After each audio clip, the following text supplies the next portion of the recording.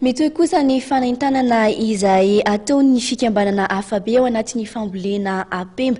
Nisy indrindra raha moa niseho vitrine fanehoana ny vokatra Apemba teny anivon'ny distrikana Atsimondrano izay nitanterana ny 18 ny volana Jona lasa teo. Ny akon'izay ary. Ny commune raiky amby roapolo tamin'ireo 40 misy ao amin'ny distrikana Atsimondrano finoana indray anjara tamin'ilay seho vitrine nampisehoana ny vokatra Apemba izay nikarakarain'ny fikambanana hafabe ary notanterahana ny asabotsy teo. Ho an'ireo commune mbola tsy nirosy tamin'ny famokarana izay Apemba izay dia asain'izy ireo haka ny masomboly eny amin'ny foibeny fikambanana eny ambany ala Itosy.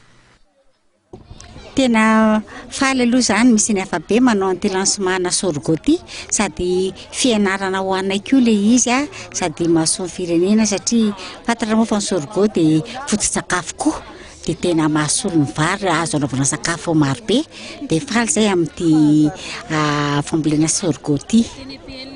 Anomboka tsy ho ela rahateo izany hoe ny 7 Jona mavizao ilay fifaninanana fambolena azy ity hoentitra ny fikambanana hafabe amin'ny fanaraha-maso ireo izay mety tsy manaraka izay efa-petra fanomboana izay.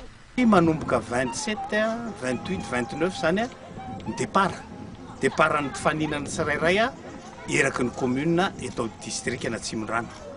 Io moa dia efa nitenen'ny zareo any ministera hoe ilaina ihany koa zany ho fantatra alohan'ny 25 tena isan'le mpifaninana. Nahafinaritra ange dia le tena farany lavitra indrindra ny tonga ny avy any Ambalavao tonga taty Atosy nanao an'io zavatra io tonga ny avy any Lakamisy ny Fenorivo tonga ihany koa ny avy any Ampahatrosy Soavina tena nety fa tsisy azo hoe kianina mihitsy na kely varaveta ary vahiny namana koa moa dia tonga dolidoly ireo artista nanafanany lanonana koa dia torak'izany.